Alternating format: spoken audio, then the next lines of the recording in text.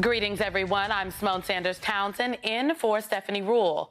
Tonight, new details on the FBI's search nearly 1 year ago for government documents at Donald Trump's Mar-a-Lago resort. Just hours ago, the Justice Department unsealed more of the search warrant application that allowed agents to enter Trump's Florida home.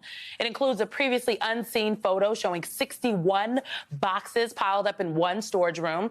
The document also notes that it was Trump's practice to store accumulated documents in boxes, and that, quote, video footage reflects that evidence has been moved recently.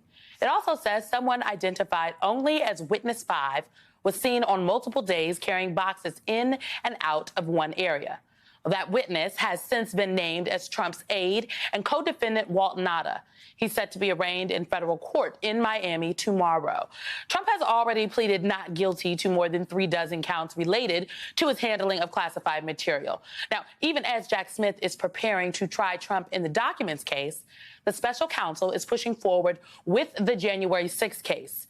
Tonight, we learned Smith subpoenaed the Arizona Secretary of State's office in recent months as part of the investigation in two efforts to overturn the 2020 election.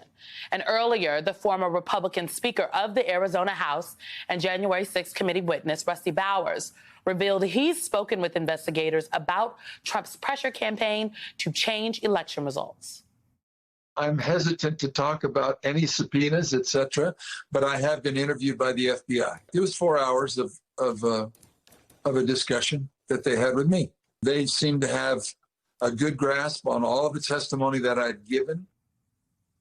The Wall Street Journal has also reported that Smith is focusing on what role Trump's lawyers played ahead of and on January 6th, as well as in efforts to raise money off false claims of voter fraud. It's always an important rule in any prosecution to follow the money. And so Jack Smith is doing what I would expect him to do. He's following the money, all of it. And if it is raised under fraudulent pretenses, then it's a crime.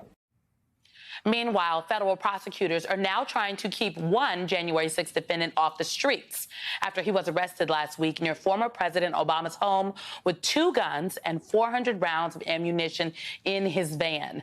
At a hearing today, prosecutors called Taylor Taranto, quote, a direct and serious threat to the public, and asked that he remain in custody. The Department of Justice also revealed that Taranto issued threats against Speaker Kevin McCarthy and Congressman Jamie Raskin.